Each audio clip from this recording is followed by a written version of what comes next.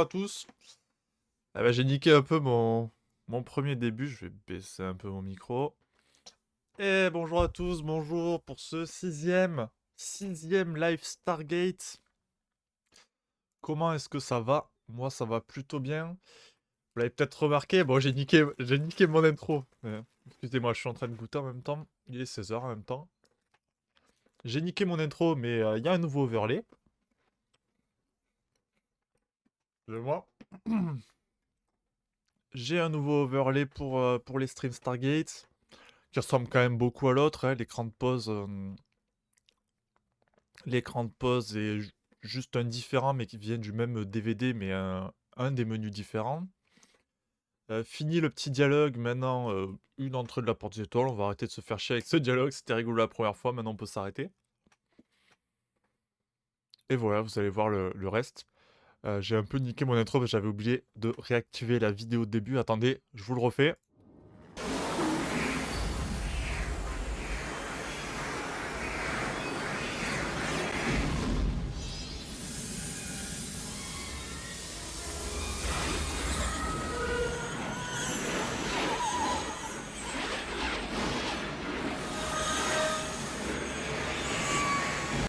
Et voilà, bonjour. Cette fois ça marche, c'est bon.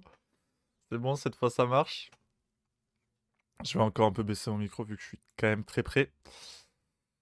Voilà, donc c'est la séquence du trou de verre du film, qui a été réutilisée dans la série pendant 7 saisons ou 8 saisons quand même, avant qu'ils en changent. Donc voilà. Euh, alors on est parti pour ce sixième stream Stargate. Donc pour la saison 6 de Stargate SG1, déterminer quel est le meilleur épisode de cette saison. Si vous n'avez pas vu les précédents streams, je vous invite à voir les VOD sur ma chaîne Arthur Julia VOD, ou sur Twitch si elles sont encore dispo. Et, et quoi d'autre? Bah rien. Voilà, mais je rappelle que je suis ici pour vous faire découvrir Stargate, pas que, je parle pas que aux fans de Stargate. Euh, je vais peut-être renvoyer à d'autres streams quand il y a besoin, mais voilà, Stargate, si vous voulez revenir au premier stream, j'explique un peu tout le lore Stargate et tout l'univers en général. Donc on va passer aussi sur le nouveau overlay pour la page web, attention. Bam! C'est pas beau là, le chat dans l'écran. Bon là, j'ai pas tout mis dans des écrans, ça ferait trop d'écrans. Mais ma tête dans un écran et le chat dans l'écran, voilà. Est-ce que je suis pas trop petit? Non, en vrai, ça va. Donc, comme d'habitude, on se retrouve sur Stargate Fusion, le site Banger qui nous sert de base de données pour nos épisodes. Ah, sachez que ce matin a été diffusé les 2 derniers épisodes de Stargate Atlantis sur Sci-Fi France. Voilà. Il y a si peu d'actu Stargate qui font même juste quel est l'épisode diffusé sur quelle chaîne. Alors, avant de faire la saison 6, je voulais faire un petit rappel. Attendez. Petit rappel de ce qu'on a choisi les dernières saisons. Pour la saison 1, l'épisode le meilleur, on a déterminé, c'était Portée disparue. Donc un épisode où Carter et O'Neill, les deux persos principaux, se retrouvent coincés dans une planète arctique qui en fait s'avère être l'Antarctique, parce qu'il y avait une deuxième porte des étoiles sur Terre. Pour la saison 2, on avait pris l'épisode type Retour vers le futur, où littéralement ils se retrouvent propulsés en 1969 et doivent trouver un moyen de revenir dans le présent. Pour la saison 3, nous avions pris Trahison. Donc Trahison qui était un épisode où, sous couverture, le colonel O'Neill va... comment ça s'appelle? Va infiltrer des terriens pilleurs de technologies extraterrestres sous la solde d'une organisation gouvernementale corrompue. Pour la saison 4, nous avions pris Un eau trouble. Au trouble, pardon. Un eau trouble, c'est c'est le film avec le requin, là. C'est The Meg. Où l'équipe doit aller aider les Russes qui ont commencé leur propre programme pour des étoiles et qu'il y a eu un souci. Et enfin, au dernier live, nous avions pris l'épisode 48 heures où Tilk se retrouvait coincé dans la porte, ce qui a mené de nombreuses négociations nécessaires avec notamment la Russie. Et aussi, bah, fallait pour trouver un moyen pour sauver Tilk, voilà. Donc voilà ce que nous avions. Je pense que je vais faire ça en début de live maintenant. On va revenir sur quels épisodes on a choisi dans la même série. Quand on atteindra Atlantis, ce sera peut-être pas nécessaire. Mais pour vous le rappeler à chaque fois. D'ailleurs, j'ai même pas ouvert le site de tier list. J'ai téléchargé les petites images, vous en faites pas, faut juste faire la tier list. On s'en fout. Single use. Landscape. La 6. Boum. Alors, cette saison 6 est une saison très particulière. Bon, concernant l'adversaire de la saison, c'est Anubis, cette fois qui commence à attaquer réellement la Terre et qui commence à vraiment s'y intéresser. Mais ça va l'être encore quelques temps. Mais surtout, c'est une saison où le Dr. Jackson n'est plus là. Il est décédé à la fin de la saison 5. En fait, l'acteur s'est barré pour des différents créatifs autour de son personnage. Et donc, il a été remplacé par Jonas Quinn, qui est du coup un perso, dans l'épisode où Daniel meurt. C'est un alien euh, qui a assisté à la mort de Daniel un peu. Et qui, en la dénonçant, il y avait tout un complot autour de la mort de Daniel, a pris asile sur Terre parce qu'il s'est fait virer de chez lui. Donc, 22 épisodes, une saison classique, mais du coup sans Daniel Jackson, du coup avec des bails un peu bizarres. Moi j'aime bien Jonas Quinn, voilà, je le dis.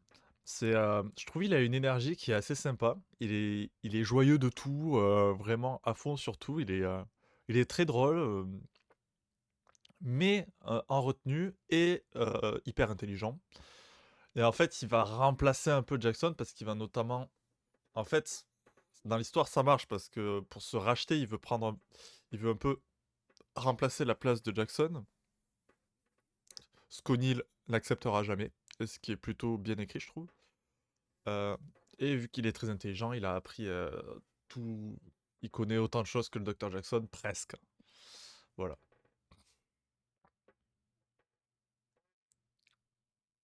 Mais on verra au fil des épisodes. Alors ça commence par un double épisode que je vais compter comme un seul, hein, pour changer. Donc voilà notre tier list. Rédemption. Alors, lorsque la Terre est attaquée par Anubis, O'Neill et Carter tentent de contacter leurs alliés grâce au X-302, mais la mission est un échec. Et ensuite, Carter et McKay déjà, doivent trouver une façon d'empêcher la destruction de la Terre. Riak, accompagné de son père, a pour mission de détruire l'arme utilisée par Anubis contre la Terre. Donc voilà, donc en gros, c'est Anubis utilise cette arme pour attaquer la Terre via la Porte des Étoiles. Et les terriens essaient de s'en défaire, tandis que Tilk, Bratak et Riak essaient de les détruire. Donc, qu'est-ce qu'il y a comme épisode important? Création du X-302, qui est du coup le deuxième vaisseau terrien. Parce que dans une galerie, on va pas le voir là. Qui est du coup le deuxième vaisseau terrien fait par la Terre. Euh, et qui celui-là pourrait peut-être faire du voyage hyperspatial avec une nouvelle technologie qu'ils ont découvert il y a peu. Décès de Dreyhawk, à la base c'est ça, c'est pourquoi Tilk n'est pas sur Terre, parce qu'à la base il a été rejoindre Dreyhawk, son ex-femme, qui est sur le point de mourir, la mère de son fils. Ouverture inexpliquée de la porte du SGC, bon ça c'est l'attaque d'Anubis. Le docteur Mark revient, ils essaient une première fois le X-302 pour aller contacter des alliés sans succès, et du coup ouais, la Terre est attaquée par Anubis. Et dans l'épisode 2, Tilk, Bratak et Riak infiltrent la base d'Anubis, du coup là où il y a cette arme. Arrimage de la porte des étoiles. Et après, ils ont comme solution de gerter la porte des étoiles pour éviter. Parce qu'elle va exploser en fait. C'est ça. L'attaque, c'est qu'il fait surchauffer la porte. Pardon. Destruction de l'arme par Riak. Début du traité de location de la porte étoile russe. Oui, fait qu'ils ont gerté la porte. Ils doivent négocier avec les Russes pour avoir la leur.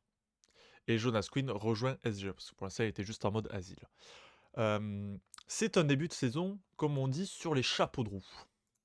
Moi, j'aime bien. Je trouve que le X302 est trop cool, même il marche très peu.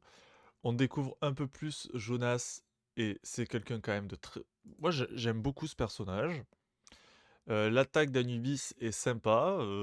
Il y a vraiment le côté... Il y a vraiment le côté contre la montre, comme d'habitude dans ce genre d'épisode. Mais c'est à la fois marrant du coup d'avoir cette fois deux points de vue. La Terre qui essaie de se débrouiller de son côté et Tilk qui essaie de les sauver de l'autre côté. Voilà. Euh, donc pour moi c'est voilà, bonne menace, bonne attaque, bonne résolution. Quand Jonas a le Eureka pour sortir la porte, c'est vraiment très cool.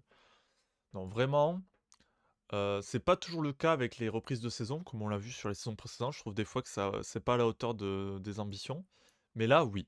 Là, c'est une grande menace sur la Terre. Et le double épisode est plutôt très cool à suivre. Voilà. Épisode suivant, Réunion. SG1 est coincé à bord du vaisseau mère d'Anubis qui s'est écrasé dans l'océan Pacifique.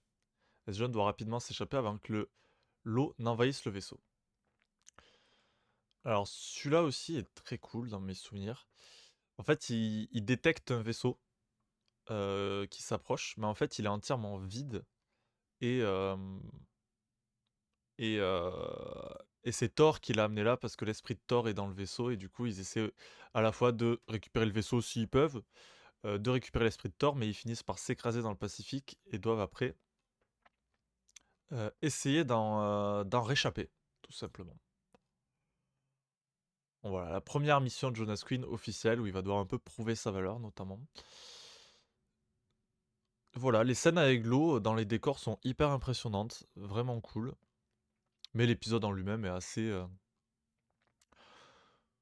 n'a rien d'exceptionnel. Mais encore une fois, la Terre met la main sur un vaisseau Mergoa'uld, mais ne peut pas le garder. Ça fait 2 fois que ça arrive. Même O'Neill, il commence à en avoir ras le cul, c'est un peu drôle. Heu, voilà. Donc c'est bon épisode, mais relativement classique. En plus, il s'échappe avec les planeurs de la mort comme dans le final de la saison 1. Mais cette fois en partant de sous l'eau, donc c'est un peu plus tendu. La tension marche bien, mais l'épisode est assez basique en fait, donc ça part en B de manière assez simple. Excusez-moi, je vérifie le retour.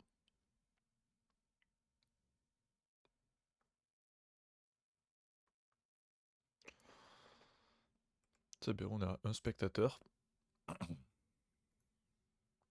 Prisonnière des glaces, épisode 4.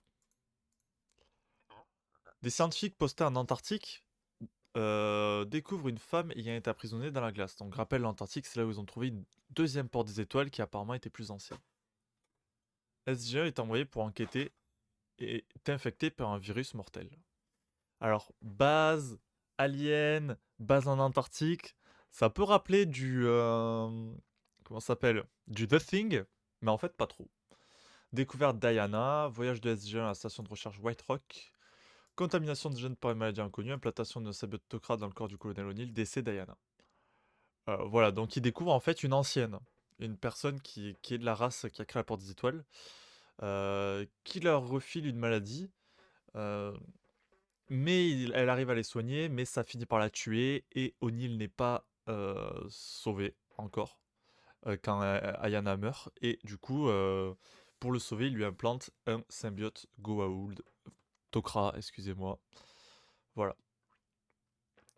J'aime bien l'épisode parce qu'il y a toute une partie où ils essaient de rentrer en contact avec Ayana et c'est assez enivrant, mais ouais, comme l'épisode précédent, pouce en l'air quoi.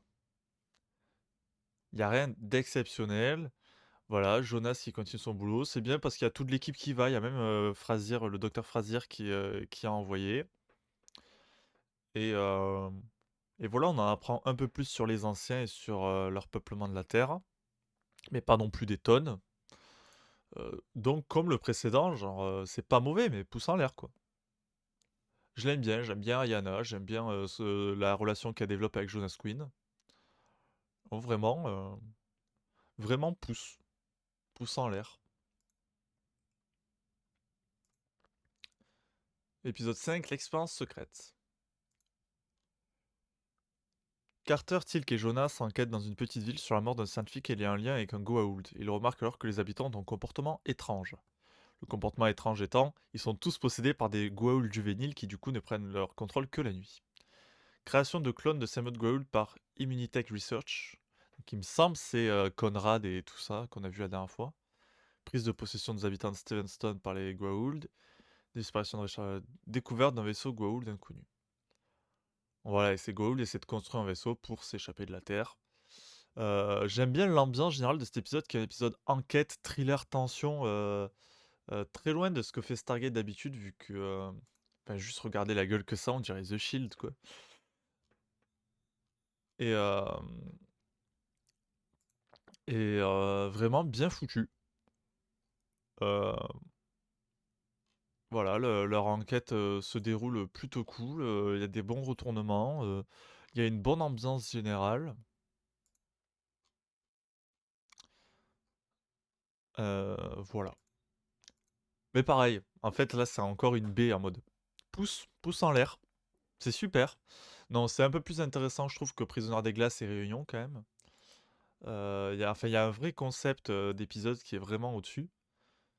Euh, Mais je pense très sincèrement que si je mets ça en B, il faudrait que je descende les deux autres, au moins celui-là en C, je pense. Parce qu'il pousse en l'air, mais vraiment, en plus, il n'y a pas vraiment de choses que j'aime de Prisonnière des Glaces dans Stargate habituellement, donc on va faire ça, si ça vous va. Voilà. Mais là, rappelle que O'Neill est toujours chez les Tok'ra avec un serpent dans la tête, mais on va avoir des réponses à l'épisode 6. J'ai été super vite. Euh, Nous ferons l'épisode 6, puis une courte pause. Euh, Abyss, du coup. O'Neill, sous le contrôle d'un symbiote Tok'ra, est capturé et torturé par Baal. Pendant son incarcération, il est visité par un vieil ami qui lui demande de faire des choix difficiles, et ce vieil ami n'est autre que Daniel Jackson. Et ça, c'est un truc que vous allez remarquer cette saison, c'est que bien que Michael Shanks ait quitté la série, il fait quand même de très très très nombreuses apparitions au cours de cette saison. Je dirais qu'il y a cette fois-là où c'est quasi un rôle principal de l'épisode, on va pas se mentir. Et c'est un peu drôle, du coup, il s'est barré, mais pas vraiment. Oh, voilà, donc c'est un épisode assez basique dans le sens où il se passe pas grand-chose. Ça va juste être O'Neill qui se fait torturer par Baal, le fameux Baal qu'on a déjà vu, qui est vraiment un des Goa'uld les plus stylés qui existent. O'Neill torturé par Baal, l'équipe qui essaie de trouver une façon pour le sauver, et Daniel qui, pour, euh, pour essayer de le sauver de cette torture, lui propose l'ascension, mais O'Neill ne veut pas. Voilà. Capture du colonel O'Neill par Baal, torture et réanimation, et en plus, on essaie de comprendre pourquoi il s'est fait capturer, parce qu'en gros, le Tok'ra a pris possession de lui sans sa volonté pour aller sauver un amour perdu. Et l'épisode est plutôt cool. Baal est un vrai salaud qui apprécie de l'être. Les scènes de torture sont assez inventives et assez terribles. Les scènes de discussion entre Daniel et Jack sont très touchantes. Et ce petit casse-tête de pourquoi il s'est retrouvé là est assez cool. Et celui-là, c'est vraiment un bon épisode, marquant. Il établit bien Baal, je trouve, en tant que méchant, parce que c'est que la deuxième fois qu'on le voit. Et, euh, et aussi la façon dont SG1 aide O'Neill juste en lui donnant une diversion et en le laissant se débrouiller parce qu'ils peuvent pas y aller sinon, est assez bien trouvé. Et encore une fois, c'est Stargaze qui s'émancipe de son côté très boum boum piou piou, tous les problèmes se règlent avec du C4 et des guns. Alors que là, le twist final, c'est qu'il file les infos de l'existence de base à un autre grand maître qui, du coup, lui, attaque. Et lui, du coup, en A, je trouve, c'est un épisode où les acteurs, notamment, brillent particulièrement. Que ce soit Richard Dean Anderson ou Michael Shanks, mais aussi Cliff Simon en balle, qui est assez impressionnant. Allez, un petit dernier, après on fait la pause.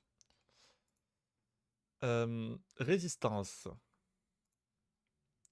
Des diplomates kéloniens visitent le SGC pour demander une assistance militaire. Le docteur Kiran, l'ancien mentor de Jonas, l'avise alors qu'il a créé un groupe de résistance sur Kelowna. Je vous spoil tout de suite. Twist, le professeur Kiran, le docteur Kiran, est juste complètement schizo à cause des radiations. Et du coup, l'épisode m'emmerde un peu. Parce qu'à la fois, j'aime bien les discussions diplomatiques entre Kelonia et la Terre. Il y a plusieurs séquences qui parlent de ça. Euh, et aussi voilà, des implications politiques et des négociations pour avoir du Nakodria, qui est cette ressource que les Kéloniens ont en grande quantité. Mais par contre, j'aime pas le twist de en fait, c'était tout dans sa tête. Je trouve ça assez nul.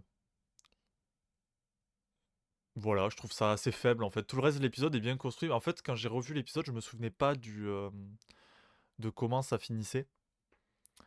Et du coup, quand j'ai vu la fin, j'étais en mode ah, vraiment? Genre, l'épisode était plutôt bien écrit jusque-là, et pour un retournement aussi basique, bon. Et pour ça, en vrai, pour moi, il va bas, hein. Il va en C, hein. Parce que. Il va pas en D quand même, parce que c'est quand même super. C'est quand même bien écrit, et la partie diplomatique est plutôt cool. Mais pour ce twist final, ça dégage, hein. Voilà. Bon, en 23 minutes, on a fait 7 épisodes. Je vais beaucoup plus vite. Euh, parce que. Ouais, je sais pas, parce que. Je vois pas ce que je peux dire de plus là, tant que je suis pas sur un épisode qui m'a vraiment marqué. On va s'arrêter là avant d'aller vers le 8. Et on va faire une petite pause, je reviens tout de suite. Je vais vous mettre un peu de musique. Je vais vous mettre un peu de musique tant que je suis pas là. Allez.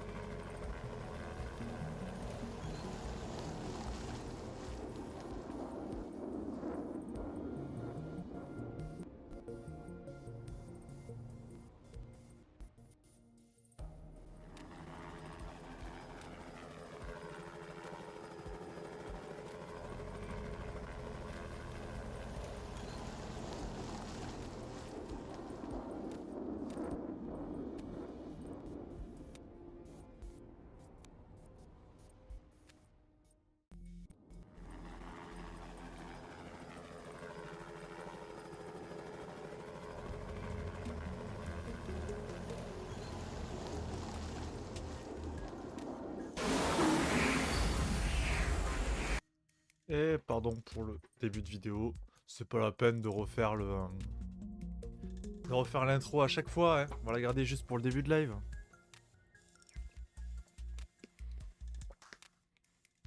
Donc.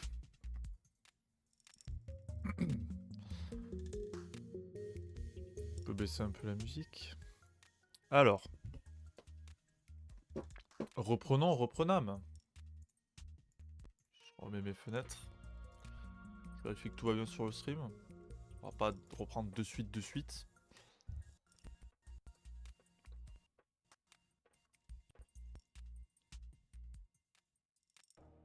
Ça marche.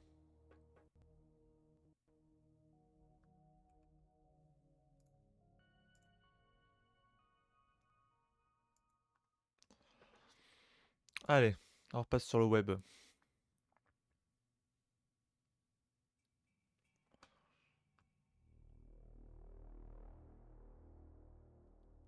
Donc. Où en étions-nous? Nous en étions à l'épisode 8, Acte de bravoure.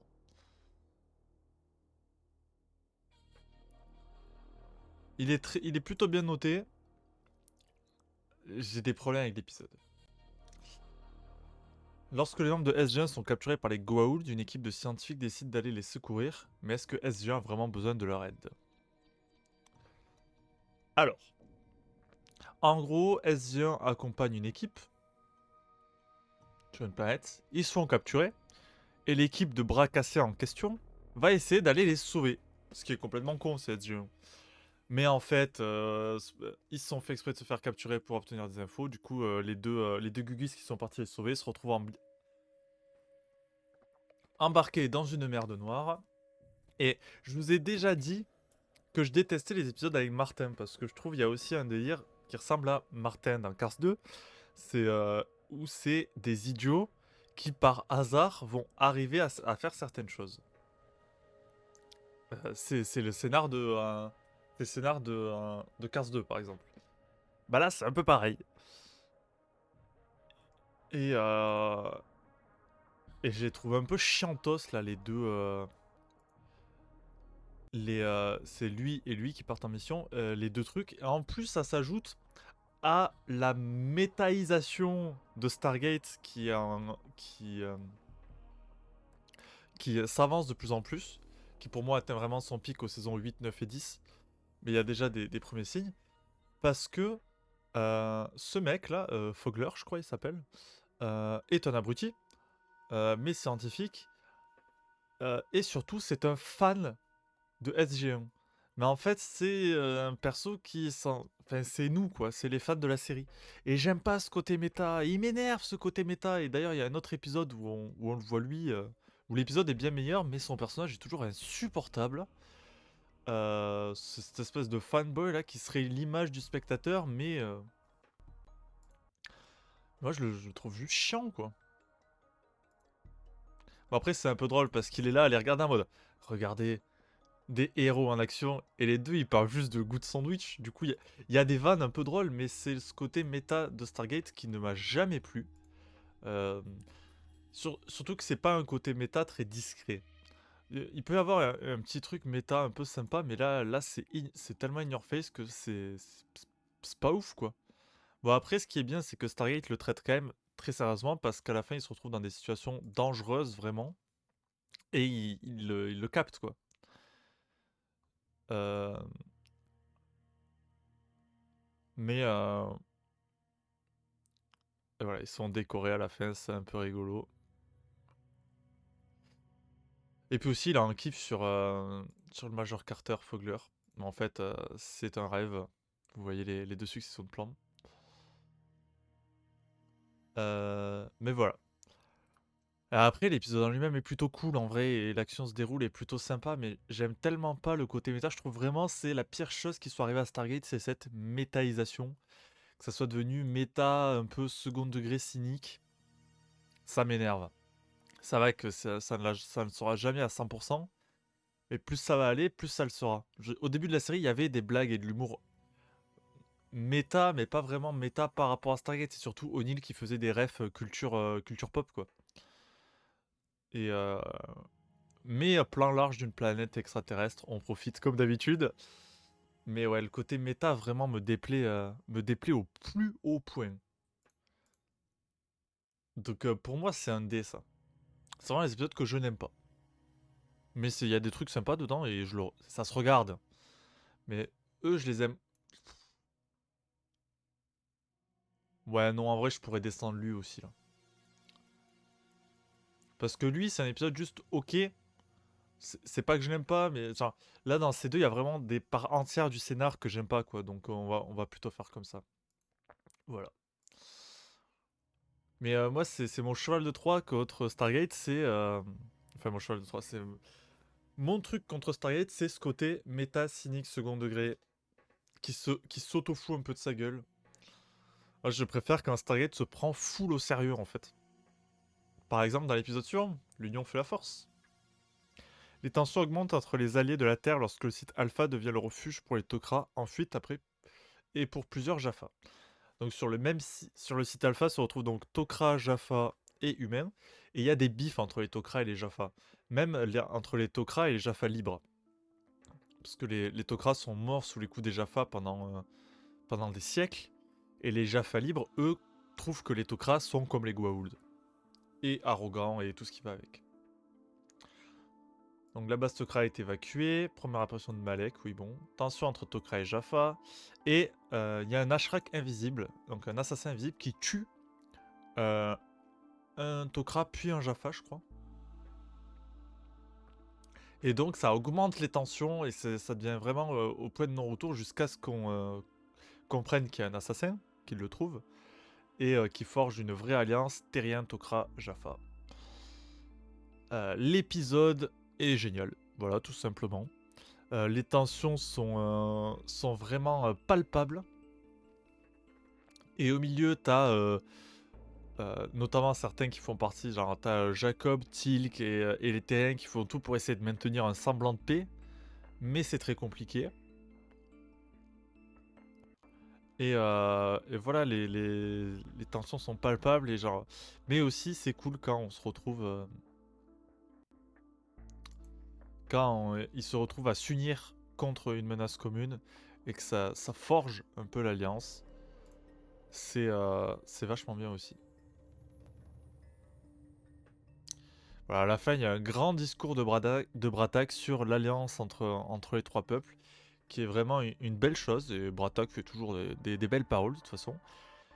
Et voilà, cette histoire de tension et de meurtre à résoudre, encore une fois, un truc un peu série policière, fait que j'adore cet épisode et que je trouve il est ultra pertinent. Et voilà ce que doit être Stargate pour moi. C'est pas du second degré, c'est pas un peu s'auto-foutre de son univers parce qu'il est un peu bancal. C'est d'accepter son univers comme il est, comme il a été fait aussi. D'accepter qu'il peut être un peu ridicule, mais pour que ça tienne, pour moi, il faut le prendre le plus au sérieux possible. C'est comme ça que Stargate brille, je trouve. Et cet épisode va direct en A. Sans trop de problèmes.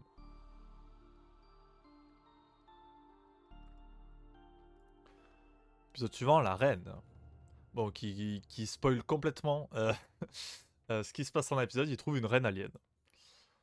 Une civilisation offre aux SGC un médicament pouvant guérir toutes les maladies connues. En enquêtant sur ce médicament, SG1 découvre qu'il a été créé à partir de symbiotes Goa'uld produits par une reine. Et il va y avoir plusieurs retournements de situation, notamment qu'en fait la reine n'est pas une reine Goa'uld comme les autres, c'est Egeria, la reine des Tok'ra. Donc c'est un Goa'uld positif. Donc rencontre avec le peuple de Pongar, découverte de la Trétonine, découverte de la reine Tok'ra Egeria, et malheureusement décès d'Egeria. Voilà. Donc c'est un épisode à concept un peu... voilà, où déjà il va falloir comprendre ce qu'est ce médicament. Une fois qu'ils comprennent, comprendre d'où viennent les Goa'uld, comment marche la reine, qui est-ce. Et en fait, il s'agit d'Egeria. Les Tok'ra qui se ramènent là-dedans découvrent que c'est Egeria, veulent la libérer du coup parce elle est en mode mère pondeuse quoi. Et voilà. Ah ça c'est très drôle. Les armes utilisées par les gardes pangolais sont des Nintendo Zapper qui furent repeints et dont le canon fusillé. C'est très rigolo. Y a rien de spécial dans cet épisode. Les quelques retournements sur la Tok'ra et tout sont assez cool. Et on apprend un peu sur comment marchent les Goa'uld parce que les Goa'uld ont une mémoire génétique. Donc la mémoire de tous leurs ancêtres leur vient quand ils naissent. Sauf que là, Egeria, pour éviter ça, fait que les Goa'uld sont teubés, en fait. Fait que les Goa'uld n'ont aucune mémoire et sont un peu déficients. Pour pas qu'ils soient trop dangereux non plus. Parce que Elle est deg d'être enfermée, évidemment, mais elle veut pas non plus produire du Goa'uld dangereux, quoi. Produire des Tok'ra, du coup, littéralement. Donc, good concept. Ça amène la trétonine qui va être une substance qui va resservir. Ça introduit le concept de reine, même si on avait déjà une petite idée, il me semble. Mais encore une fois, on s'en fout un peu, quoi. On s'en balance un peu.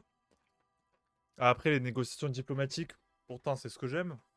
Là, elles sont assez classiques et c'est des trucs qu'on retrouve avec la plupart des peuples qu'ils rencontrent et où ils ont un truc un peu spécial. Euh, C'est pas mal. On va pas se mentir, hein. C'est un bon épisode. Mais bah, on va dire que je m'en fous un peu. Alors, le Prométhée. Celui-là, il est cool. Un journaliste menace de tout révéler sur un projet militaire top secret. Le SGC décide alors de lui faire visiter le X303, ne se souvenant pas que cette journaliste est utilisée par le NID.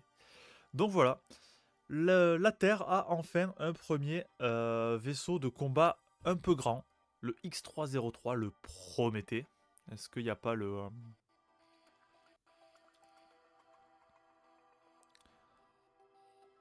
Il n'y a pas le lien vers le Prométhée? Bon bref.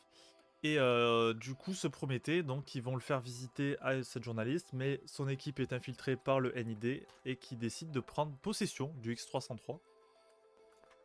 Donc le NID avec le colonel Simmons et tout ça qu'on avait vu la dernière fois. Déjà, on découvre le Prométhée, c'est super cool. 2, le plan du NID est vraiment pas mal. Et là où le colonel Simmons décide de prendre le vaisseau pour se casser, avec Conrad, donc cet industriel qui s'est fait implanter un Goa'uld, et les deux vont y passer dans le sauvetage de l'appareil.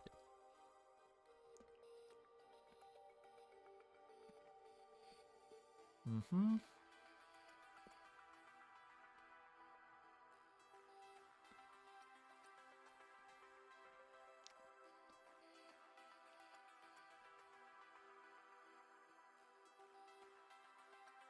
Je lis quelques notes.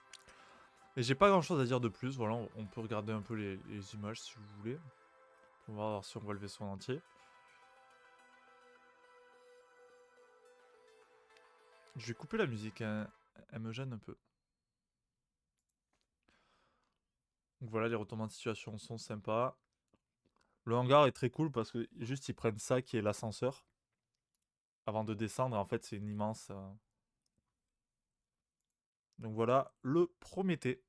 Design assez sommaire, mais plutôt cool quand même.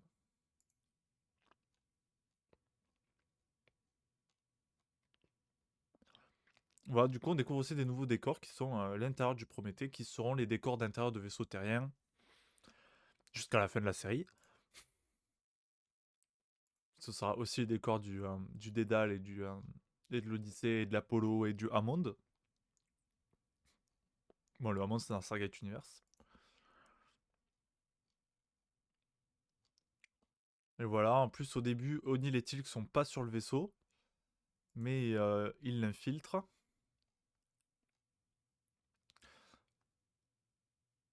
Voilà, c'est quand même plutôt très sympathique et j'adore cette histoire de prise d'otage. On va le Prométhée en entier.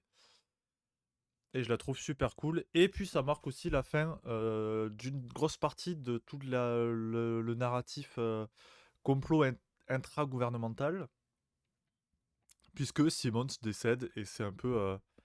euh, pas exactement, mais c'est la fin d'un des arcs du complot intra-gouvernemental avec le NID.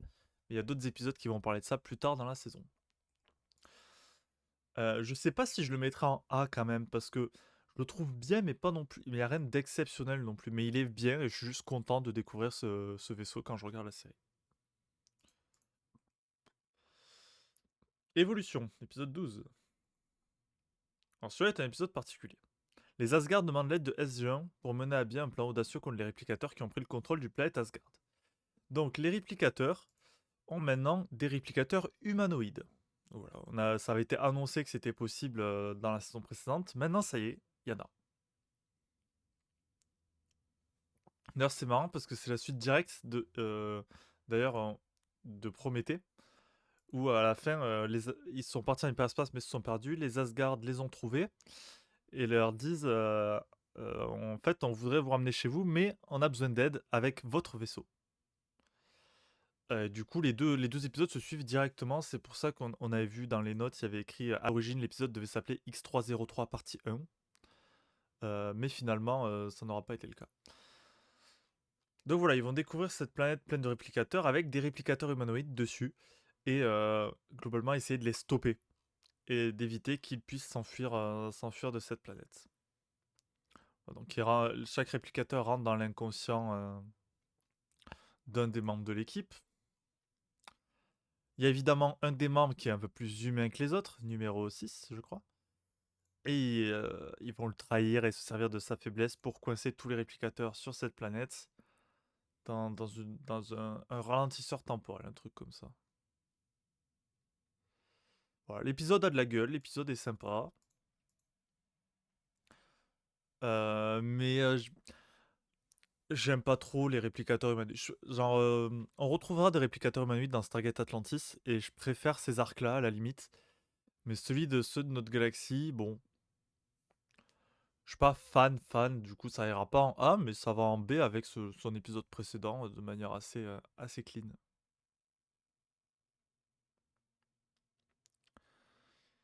Voilà, voilà. Épisode 13, hallucination. Alors, un épisode filler. Voilà, un épisode petit problème à régler. Voilà. Lorsqu'une technologie est rapportée, lorsqu'une technologie rapportée par SG1 affecte la population civile aux alentours de la base, SG1 doit trouver rapidement une solution avant la panique générale. Alors cette fois, ce qui est bien, c'est qu'il n'y a pas de danger parce que globalement, ça affiche juste des hologrammes d'êtres interdimensionnels. Et le seul danger, c'est que les gens ils deviennent un peu barjots. Donc voilà, donc il faut empêcher que ça se répande parce que c'est une faculté qui se transmet à personne. Et donc il y a une petite côté contre la montre, confinement, quarantaine, où il faut éviter que ça sorte, trouver les mecs contaminés. Voilà. Il y a notamment ce mec qui est un ancien de l'armée un peu complotiste. Toujours Stargate et le rapport au complot, c'est quelque chose à étudier, je pense. Ce mec qui est un peu complotiste et qui se barre et qui fuit. Qui fuit la zone de contention et du coup O'Neill est à sa poursuite. Et voilà, il finit par le calmer. Et en fait, Stargate a toujours un rapport étrange au complot parce que bah, littéralement, il travaille pour une organisation qui est un complot pour cacher des choses au public. Euh, donc, il y a vraiment un complot, quoi. Ce mec, il est pas fou. Enfin, si, là, il est taré, mais genre, il a du nez, quoi. Il y a un énorme complot au sein du gouvernement américain pour cacher ce programme. Donc, bon, ben voilà. Épisode assez random, on va pas se mentir. Il y a rien que je n'aime pas dans l'épisode, mais oups, mais il y a rien de particulier. C'est un épisode avec un problème à résoudre, voilà. Écran de fumée, épisode 14.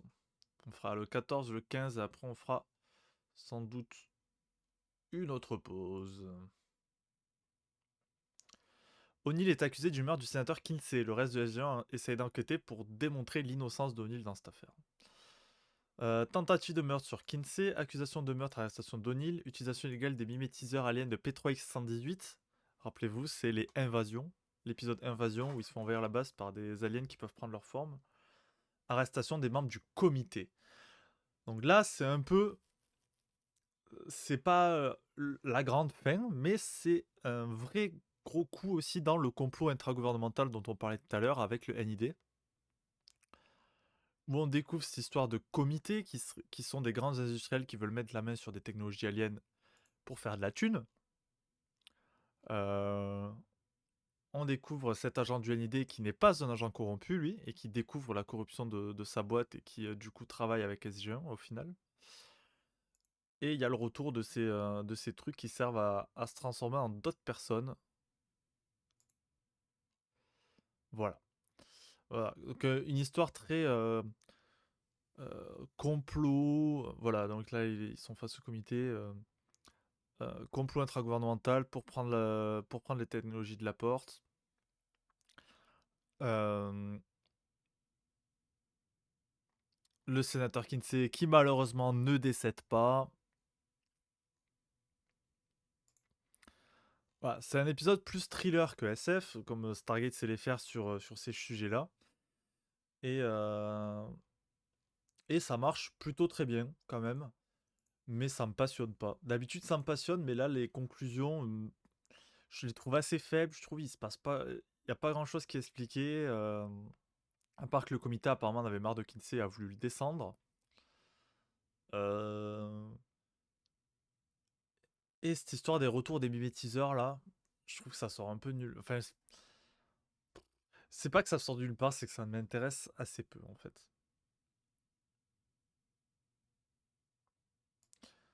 Mais je le mettrai quand même pas en C, mais en B.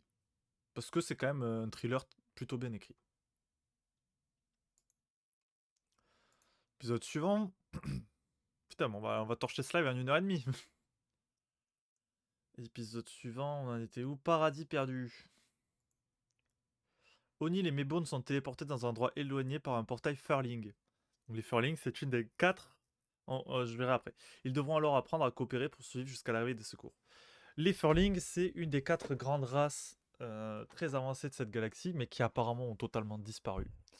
Avec les anciens qui ont créé la porte des étoiles, les Asgard dont on a parlé tout à l'heure, et les Nox qu'on a vu une ou deux fois il y a quelques saisons. C'était l'alliance des 4 races. Et c'est la seule fois où on voit quelque chose affilié au Furling.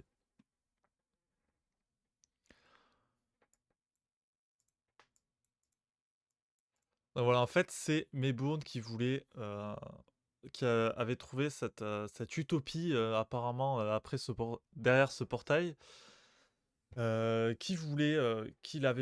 a menti à SG1 pour juste y finir sa vie, tout simplement, y aller en villégiature. Mais il se retrouve que O'Neill est aussi coincé et ils vont devoir trouver un moyen de survivre et attendre les secours. Ça dure, je crois, plusieurs semaines, hein, il me semble que ça dure bien un mois. Euh, Après, une fois téléportés, une fois qu'ils ont commencé à s'installer et à découvrir ce qui s'est passé sur place, je trouve l'épisode assez ennuyeux dans le sens où euh,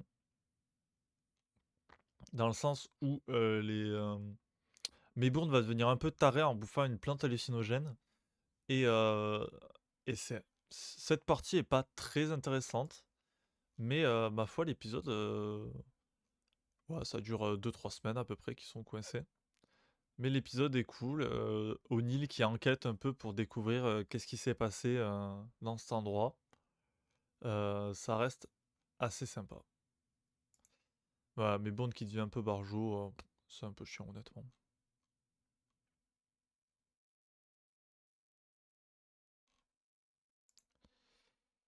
Voilà, il arrive à le mettre KO et à le ramener à la raison. Au moment où ils se font sauver, évidemment. Mais après, la partie où ils essaient de récupérer O'Neill ou Carter, notamment avec Bill, le docteur Bill Lee, perso secondaire assez récurrent, est pas trop mal foutu. Mais Osef, quoi, encore une fois, c'est un peu le. C'est bien, mais Osef. 2, 3, 4, 5, 6, 7. Et on va s'arrêter là. Voilà. Voilà, voilà. Bon, dis donc, on a fait 2 tiers. Peut-être on va encore faire qu'1h30. Je sais pas si j'ai posté le dernier. Faut que je poste le dernier stream là sur la chaîne VOD. Rappelle que Arthur, Julia, attends, je vais vous l'afficher. Arthur Julia VOD, c'est là où vous pouvez retrouver tous mes streams. Déjà la chaîne principale. Ça fait quelque temps que rien n'est sorti dessus. Voilà. Déjà la chaîne principale et après là vous avez tous mes liens là, mais ils sont aussi, sur Twitch, vous inquiétez pas. Donc twitch.tv Arthur Julia, Twitter Arthur Julia 1, Arthur Julia VOD pour YouTube, Facebook, bon, je le mets, mais voilà, Tipeee, bon, je vais pas demander de l'argent, il y a personne qui me regarde.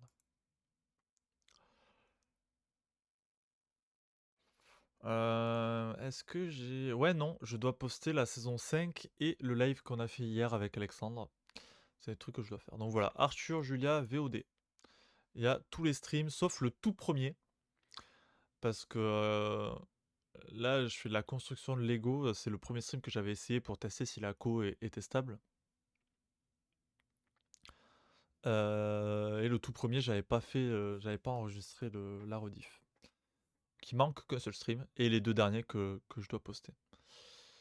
Bah, si on regarde là, voilà, bah, j'aurais fait 8 plus 1, 9, plus 2, 11 et 12. Voilà, c'est mon 13e stream aujourd'hui. D'ailleurs, je vais reprendre parce que j'avais fait un peu en pause. On regarde mes vidéos tant que j'avais pas react avec Alex, mais maintenant qu'on l'a fait, je vais reprendre. Il faudrait que je retravaille mon overlay aussi d'ailleurs. Je vais reprendre les vieilles vidéos, vous inquiétez pas. Voilà, petit aparté en approche de la pause. Voilà, voilà. Voilà, Paradis perdu, c'était pas mal, mais sans plus. Voilà, là c'est... Oui, c'est des épisodes, d'accord, mais il n'y a rien qui sort de l'ordinaire, quoi. Rappel, voilà. Euh, A, c'est les très bons épisodes. B, c'est les bons épisodes que j'aime bien. Ou c'est plutôt les bons épisodes, mais que j'aime pas forcément bien. Euh, genre, je suis juste en mode, oui, c'est des bons épisodes, mais je reconnais la qualité objective. C, c'est oui, mais je m'en bats les couilles. Et D, c'est ah, il y a quand même un truc que j'aime vraiment pas dans cet épisode et qui m'énerve. Voilà, voilà. Bon, je vais vous laisser en pause 4-5 minutes, je pense. Je vais prendre un peu plus grosse pause que tout à l'heure. Faut que j'arrête de parler un peu parce que ça me fait mal à la gorge de parler à Jeune 4. Voilà, voilà. Allez, et ben à de suite.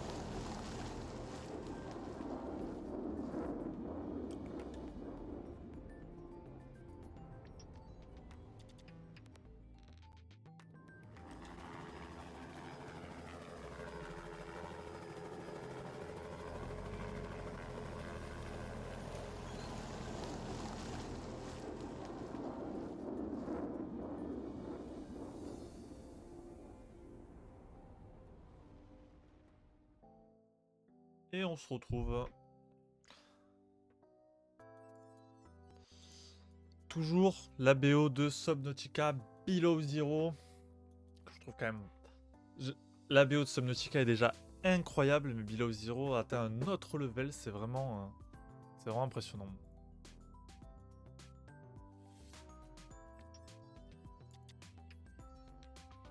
Alors, nous reprenons. Donc, je vais recouper la musique parce que moi, elle m'énerve quand je parle. Alors, nous n'en étions-nous? Oui, Métamorphosis.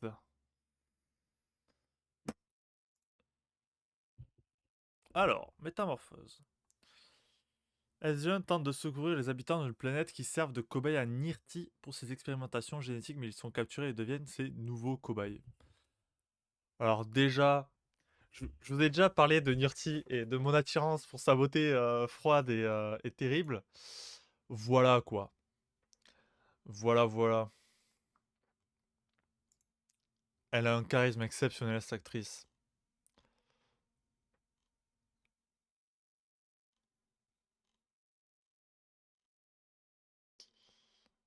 Alors, cet épisode, pardon, ça m'a complètement fait... ouf, ça... Ouah, excusez-moi, j'ai perdu tout... J'ai perdu tout mon cerveau a fondu en voyant cette image. Rencontre avec le peuple d'Albéran, découverte d'une machine à manipulation d'ADN, un classique chez Nirti. Réalisation d'une manipulation génétique sur les membres de SG1, qui va tuer certains membres de l'équipe et mettre à mal SG1. Et décès de Nirti, elle se fait péter la nuque par un de ses cobayes qui a décidé de se rebeller. Donc voilà, tout commence avec ce garçon qui est ramené, qui décède, qui se transforme en flotte, ce qui me fait beaucoup penser, moi, à X-Men. C'est très X-Men, je trouve. Euh, L'image est horrible. Voilà, dans X-Men, quand le sénateur se fait à moitié transformer en mutant, mais il accepte mal et tombe, se liquéfie. Voilà, c'est exactement le même principe et ça m'a beaucoup rappelé ça. Donc ils vont aller sur cette planète essayer de comprendre ce qui se passe. Se faire kidnapper par un peu des monstruosités qui ont des pouvoirs, télékinésie et pouvoir lire dans les pensées. Et ils vont essayer de les faire se battre, quoi. Et t'as Nirti qui découvre que Jonas est euh, un peu différent des autres humains et qui va tenter de le mettre de son côté en le séduisant dans ce costume absolument trop sexy. Mais vraiment là, je trouvais déjà que Nirti avait une beauté naturelle, mais alors là, vraiment quand il se lève et que t'as Nirti qui le regarde en mode bonjour, tu veux gouverner la galaxie avec moi? Jonas a une force exceptionnelle d'avoir refusé et d'avoir dit et de l'avoir envoyé se faire foutre. Parce que moi clairement, il vient comme ça là. Ah, je résiste pas, tant pis pour le sort de l'humanité, hein. Bref. Ah, je suis un peu amoureux de Nirti, peut-être. Mais voilà, l'épisode est sympa, mais pas non plus très mémorable. Mais c'est le décès définitif de Nirti, par contre. Et je trouve ça dommage. Non, mais voilà. Mais voilà, y a rien que je déteste dans l'épisode, mais je m'en fous, quoi. Je m'en fous. Quelques trucs sympas, mais c'est encore une fois, tous les persos secondaires autour de ce jeu vont mourir parce qu'ils y vont avec une autre équipe russe. Mais pas SGE, comme d'habitude, évidemment. Épisode suivant, Secret d'État. Est-ce que je vous ai parlé dans Stargate déjà? Et je sais que oui. De mon amour pour les épisodes à clip. Le Pentagone révèle l'existence du LGC au gouvernement chinois, français et britannique, le Conseil de sécurité de l'ONU, parce que la Russie est déjà au courant, et doit défendre le fait que le programme soit contrôlé par l'armée américaine. C'est un épisode diplomatie. lié à un épisode clip. Parce qu'en gros, ils vont expliquer certains grands moments du programme Stargate. Euh, euh, il y a aussi Kinsey qui est là pour les descendre. Révélation du programme. Tentative du sénateur Kinsey de prendre le contrôle du SGC, du coup, en faisant croire aux autres membres du Conseil de sécurité que, euh, que les États-Unis font n'importe quoi. Que l'armée américaine fait n'importe quoi.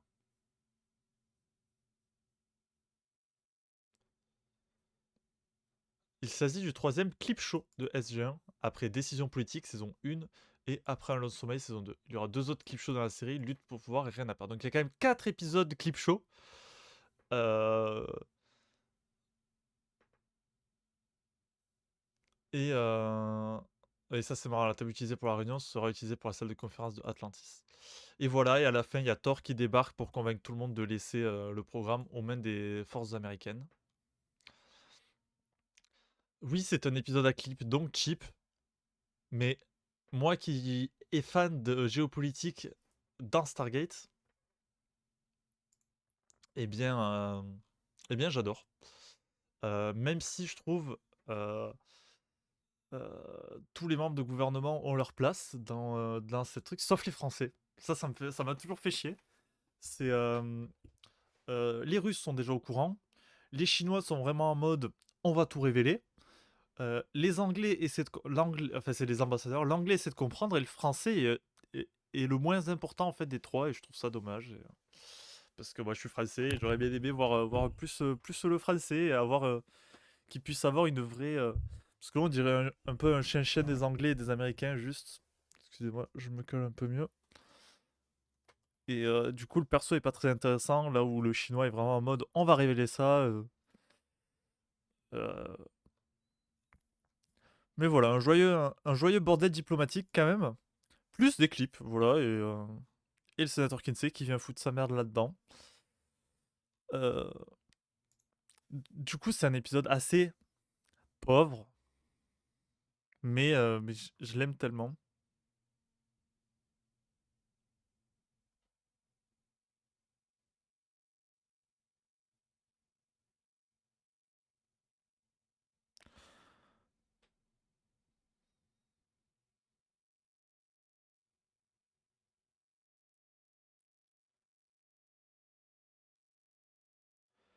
Pop, pop, pop.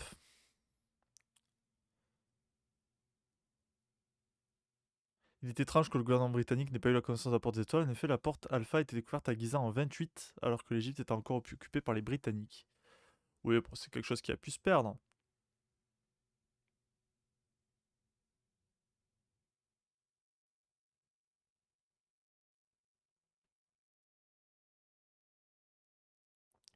Ça, c'est marrant. En opposition avec les réalités sociopolitiques de la République populaire de Chine à l'époque, l'ambassadeur chinois est celui qui s'exprime le plus sur le fait de ne pas informer ses citoyens au programme pour des étoiles. Ce sentiment n'a guère de sens car la Chine est connue pour les niveaux extrêmes et systématiques de censure imposés à l'intérieur de ses frontières. Mais en fait, euh, ça oui, c'est bizarre pour maintenir le pouvoir gouvernemental et le statu quo. Un exemple frappant de ce décalage par le rapport au comportement réel de la Chine est visible lorsqu'un ambassadeur chinois dit le gouvernement chinois ne croit pas qu'il faille cacher des secrets à son peuple. Mais c'est aussi parce que ils écrivent pas.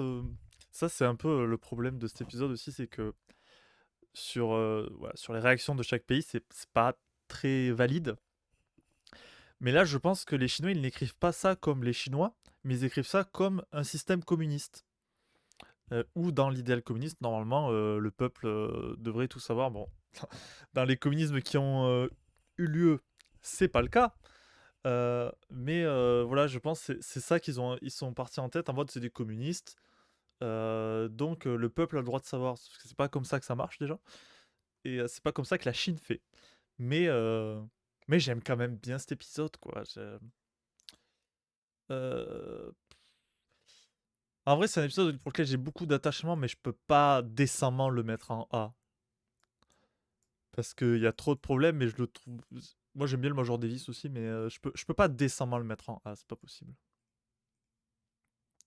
Les Rescapés, Forsaken. Les membres de SG1 découvrent un vaisseau s'étant écrasé sur une planète et sont attaqués par des extraterrestres lorsqu'ils tentent de porter assistance aux survivantes des vaisseaux. Mais en fait, twist, les extraterrestres sont les survivants du vaisseau, et les survivants du vaisseau sont des prisonniers parce que c'est un transport de prisonniers. Voilà, l'épisode est plutôt cool, le concept est plutôt sympa. Découverte du Cerberus, rencontre avec Aiden Corso et ses complices, les prisonniers. Première apparition du capitaine Warwick Finn. Il reviendra la saison prochaine. Voilà, un épisode à concept où du coup ils essaient d'aider les survivants, qui sont plutôt charmants en plus. Qu'on pourrait croire que c'est des bonnes personnes, mais en fait non, ce sont des criminels.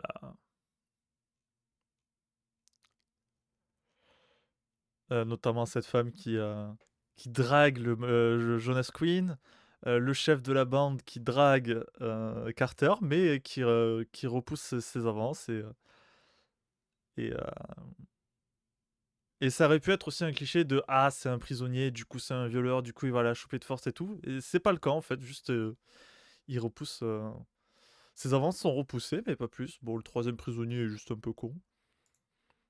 Voilà, le twist est sympa. On se doute qu'il y a Anguille sous roche quand même avec ses aliens. Et en fait, c'est eux les gentils. Et les personnages sont cool, même le Warwick. Warwick est super sympa aussi. Vraiment, les personnages sont bien écrits et bien déterminés dans cet épisode, ce qui n'est pas toujours le cas avec les persos secondaires. Et en plus, ils font un twist pour arrêter les prisonniers. Et donc voilà, c'est toujours sympa de croiser des espèces extraterrestres non hostiles qui ont des technologies avancées, en plus qui eux apparemment ne connaissent pas l'existence de la Porte des Étoiles. Donc ça agrandit un peu l'univers et le lore. Il y aura un retour de cet épisode, malheureusement un seul. Mais c'est un bon épisode qui ira en B. Il a pas plus que ça de sympathie pour moi, personnelle et émotionnelle, mais c'est quand même vachement bien fait.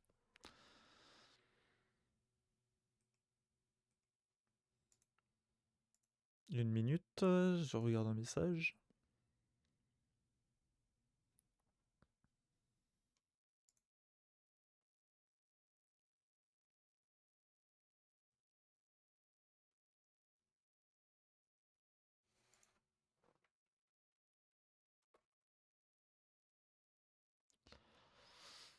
Hop, hop, hop. Hop, hop, hop, hop. Épisode suivant. La porte des rêves. The Changeling.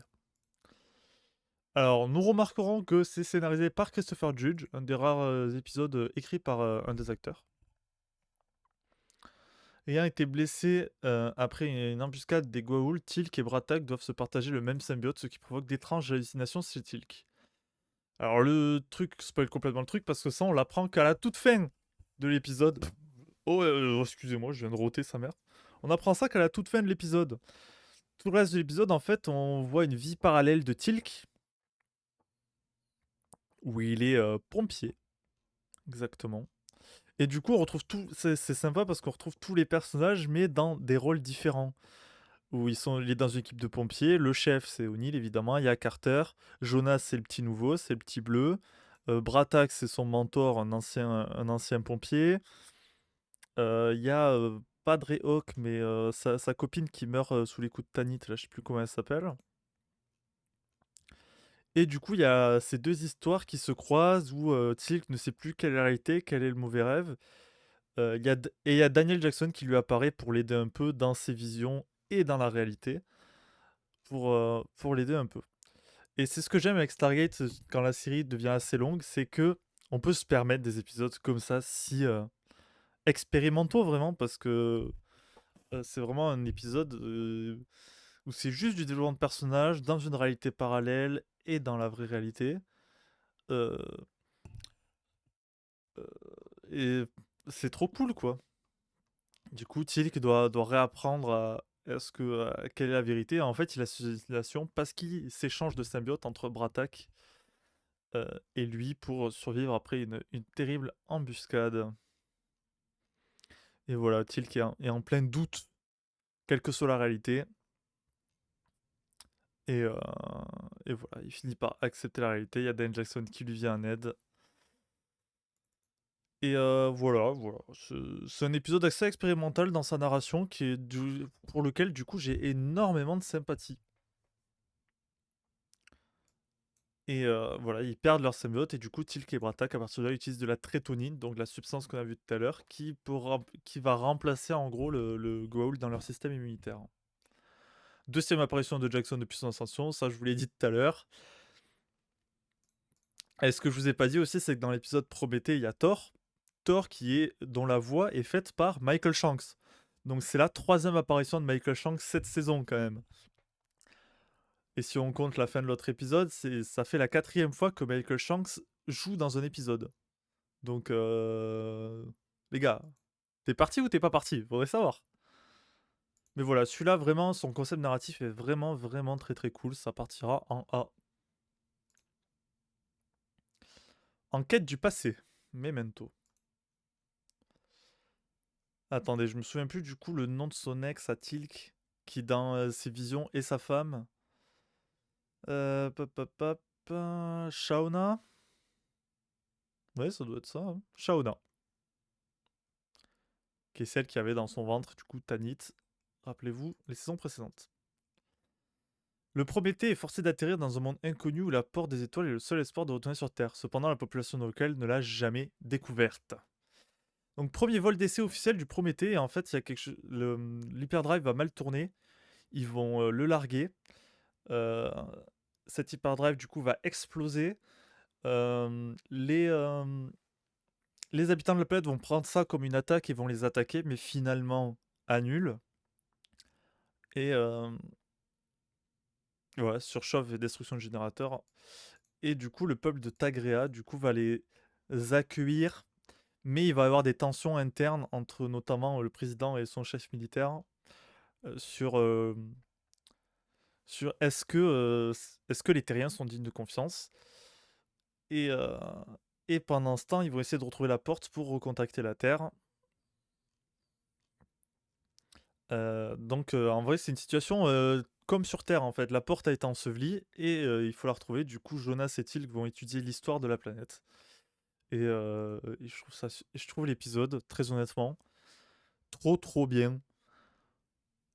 Genre, à part ce militaire un peu trop caricatural, méchant, je trouve vraiment l'épisode, il y a implication diplomatique, recherche archéologique et historique, développement de technologie parce qu'on apprend plus sur le réacteur à hyperdrive par exemple.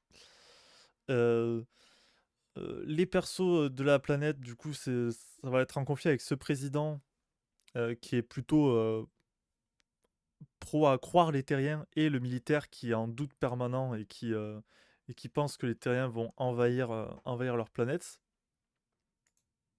D'ailleurs, à la fin, il va tenter un coup d'État et ça va finir sur le président qui fait un beau discours pour que le coup d'État cesse, ce qui marche. Et il fait arrêter du coup le général factieux. Et voilà, vraiment, toutes les storylines sont incroyables. C'est trop cool qu'on découvre ça, du coup.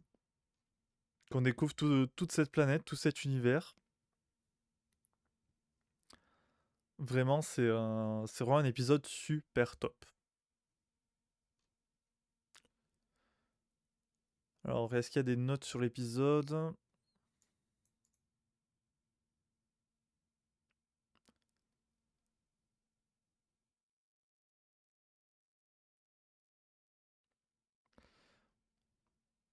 Pop, pop, pop, pop, pop, pop.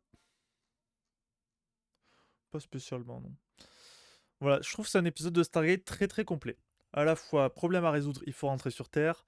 Diplomatie avec des peuples extraterrestres. Développement de technologie, parce que c'est en testant le Prométhée qui se retrouve coincé là. Non, vraiment, vraiment, c'est vraiment top.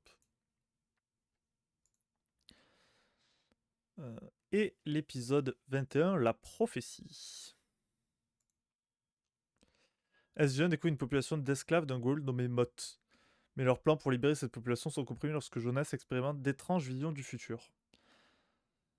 Donc en fait, ces visions du futur, c'est dû au changement, comment ça s'appelle? À ce que lui a fait Nirti dans l'épisode qu'on a vu.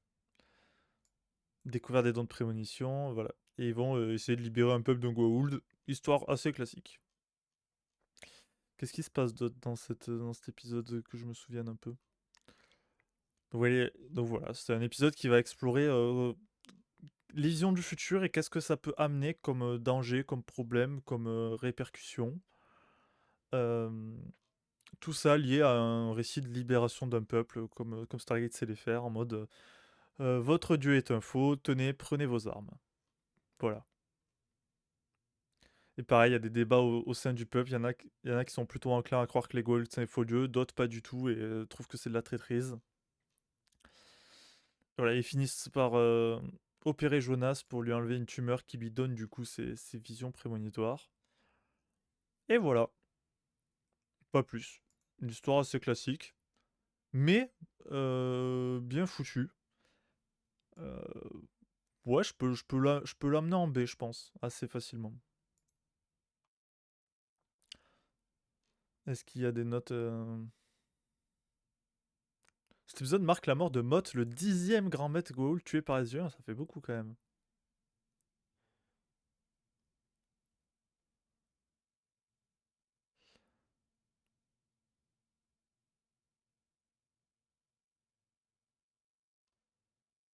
Hop, hop, hop, rien de spécial. Voilà, les prémonitions sont assez cool, notamment quand il prévoit que Carter va être blessé. Du coup, il lui dit s'il vous plaît, n'allez pas en mission. Elle n'y va pas, mais en fait, la blessure était dans la base. Euh, donc, ça, c'est un petit twist rigolo et voilà. Ça parle bien de quels problèmes peuvent être liés à des prémonitions et qu'en fait, globalement, ça peut ne rien changer du tout et ça va pas vraiment changer les choses. Épisode 22, Pacte avec le diable. Voilà pour le final. En 1h20, on aura fait le final. Bon, on n'a pas fini encore, hein. Daniel, donc sous forme ascensionnée. Cinquième, vous voyez pas ma main, cinquième apparition dans la saison. Averti, Asgen qu'Anubis se dirige vers Abydos pour récupérer une arme puissante, l'œil de rat. Asgen débarque alors sur Abydos pour protéger la planète des attaques d'Anubis.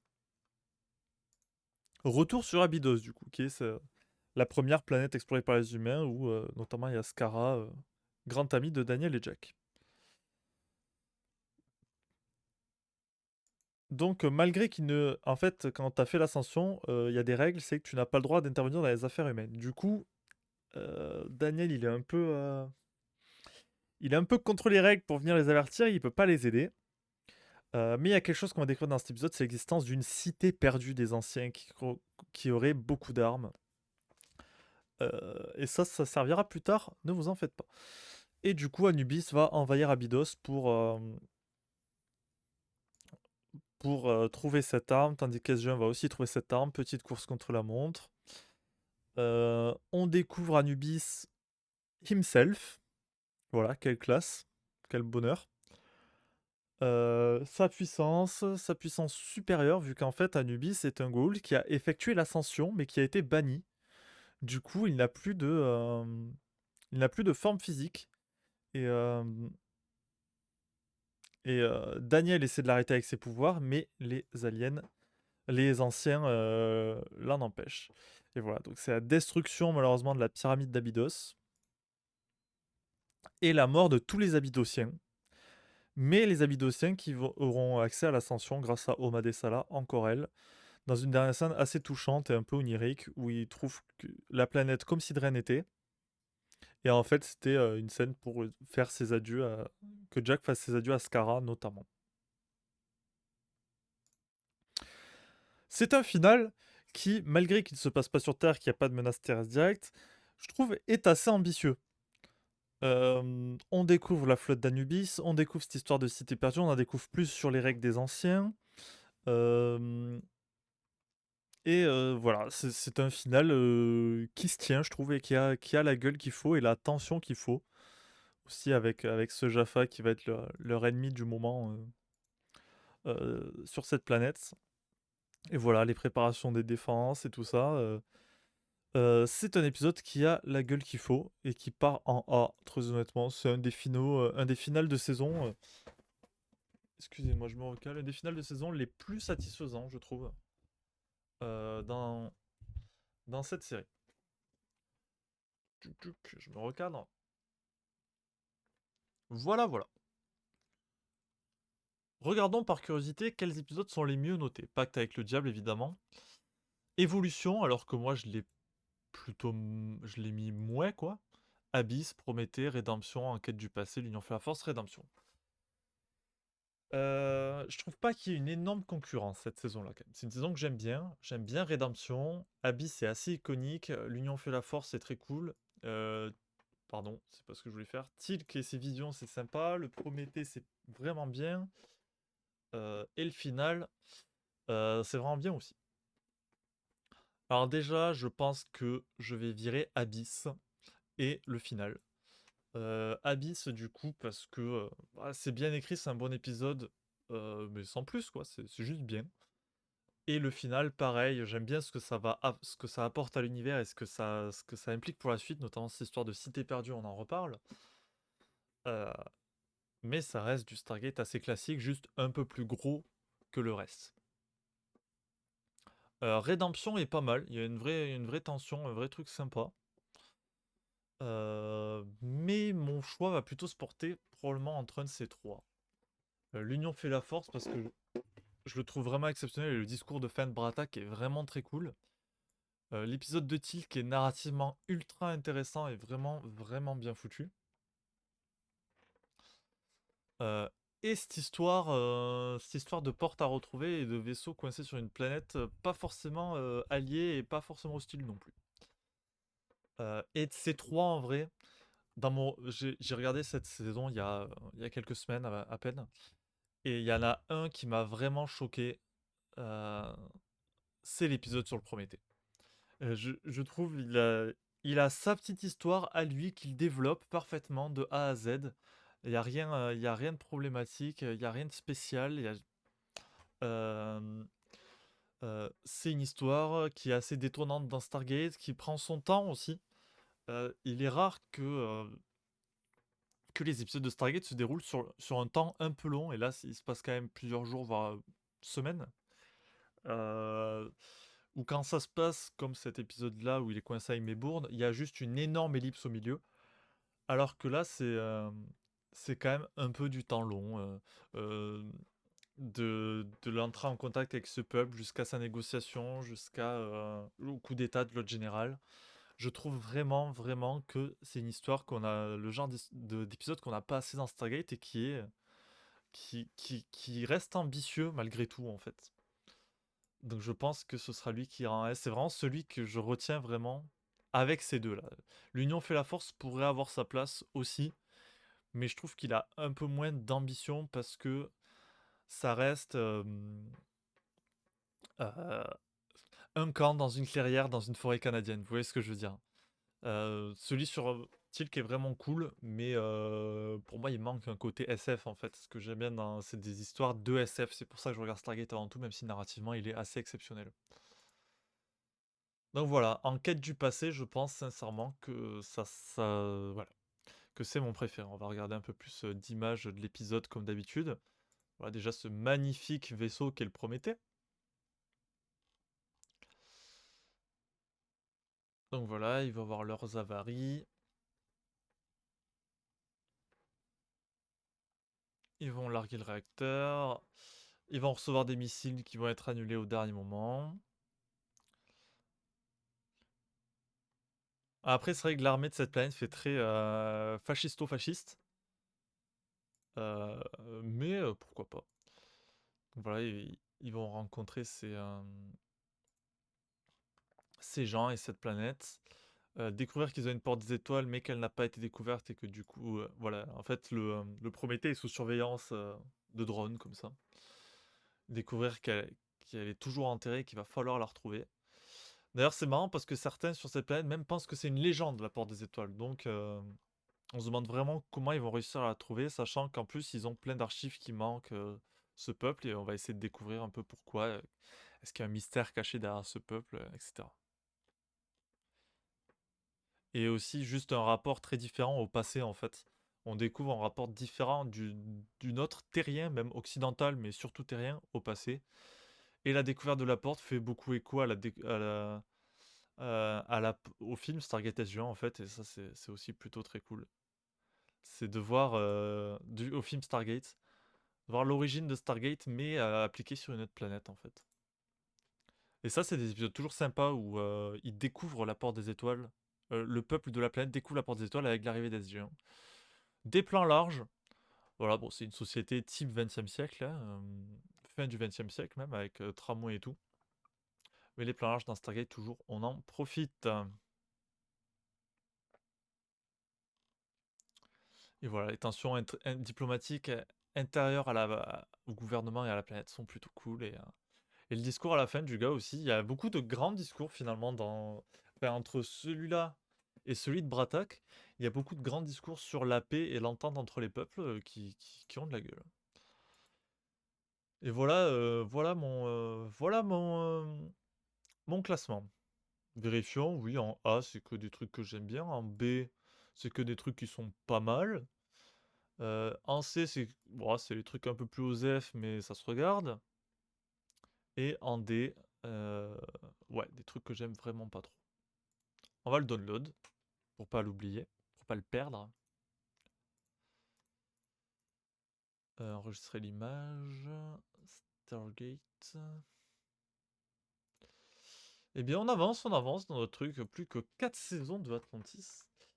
Donc, je rappelle, le prochain stream Stargate, ce sera sur la saison 7, qui est pour moi le pinacle, le pic de Stargate SG1, mais on va en reparler.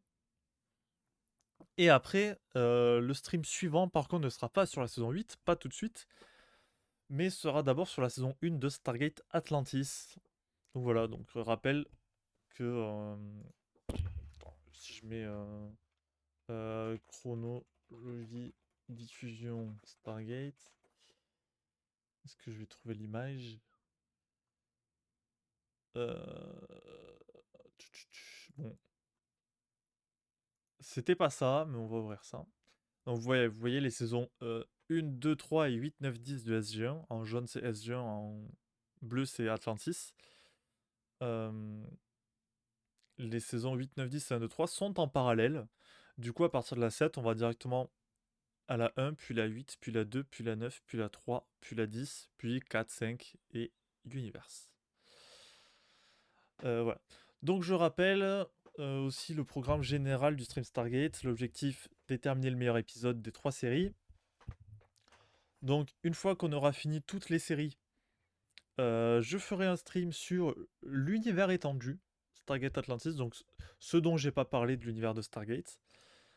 À savoir le film, les téléfilms, les autres séries, à savoir Stargate Infinity et Stargate Origins. Et voilà, on jettera un coup d'œil aussi aux livres, comics, jeux vidéo, tout ce qui étend un peu l'univers Stargate. Même si pour moi, je considère vraiment que ces 3 séries sont le principal en fait. Même si, même si par exemple ces 2 téléfilms sont la suite de SG1, pour moi ça reste le principal à regarder, c'est ces 3 séries, le reste est moins important. Et je le connais moins aussi tout simplement.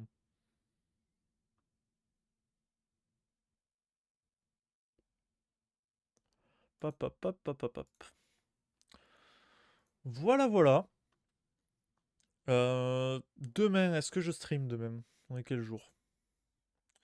Il est possible que je stream demain React à mes vieilles vidéos. Donc, en solo, cette fois-ci, pas avec Alex. Et il faut toujours que je trouve d'autres concepts de stream, parce qu'une fois que j'aurai regardé toutes mes vidéos et une fois qu'on aura fini Stargate, bah je serai à sec, quoi. Je sais pas quoi faire. Je ne sais pas quoi faire.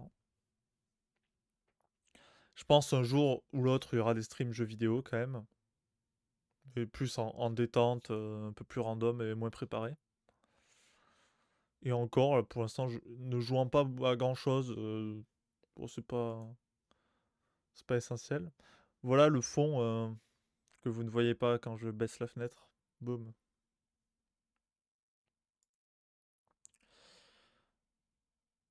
Boum, boum, boum.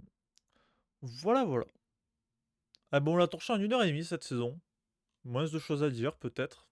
Regardons, la saison 7 nous révèle de belles choses. Des trucs plutôt cool, ouais. Ouais, des trucs très cool, ouais. Des concepts très sympas, en effet. Beaucoup de choses face à nous, là. Voilà, si t'es perdu. Et après, du coup, on changera sur Atlantis. Bon, j'ai dit qu'après la saison 7, on passerait sur Atlantis. Si mon overlay est pas prêt, on le fera après la saison 8, au pire. Ah, téléfilm.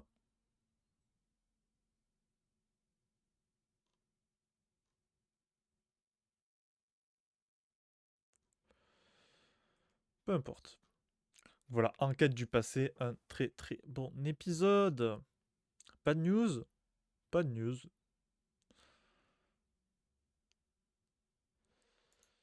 Touk. Je l'ai bien enregistré. Oui. Laissez-moi vérifier.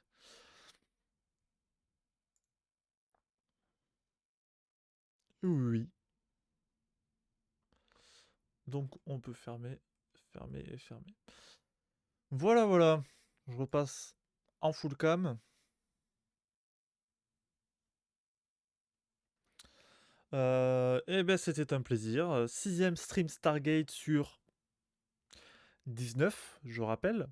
Parce qu'à la toute fin, il y aura évidemment un stream où on regarde tous les meilleurs épisodes et on les classe de S à D. Donc voilà. On a 19 streams en minimum de Stargate et on en a déjà fait 6, donc il en reste 13. On est à un tiers de notre voyage dans Stargate. Et si vous voulez savoir, moi qui suis en revisionnage, j'ai commencé à regarder en parallèle Atlantis saison 1 et Universe et SG1 saison 8. J'ai commencé à regarder ça en parallèle. Là, j'ai fait le premier disque de chaque saison, donc j'ai regardé 8 épisodes sur les deux séries. J'alterne globalement un sur deux, qui est l'ordre de diffusion en fait. Et leur mélanger avec l'ordre chronologique un peu. Voilà, voilà. Ça avance. Je suis très heureux de reprendre Stargate Atlantis, mais en fait, je connais tellement la série qu'il y a moins cette. SG1, je l'ai moins vu, alors qu'Atlantis, je me la suis fait facile 4 ou 5 fois. Donc je connais très très bien Atlantis. SG1, il y a plein de trucs que je redécouvre, donc c'est une autre appréciation. Voilà, voilà. Bon, ben sur ce, je vais vous laisser. Euh, car voilà, nous avons fait un bon petit stream assez rapide cette fois. Voilà, voilà. Allez, je vous laisse avec l'écran de fin aussi modifié. Bisous. Je vous mets un peu de musique pour finir. Allez, bisous.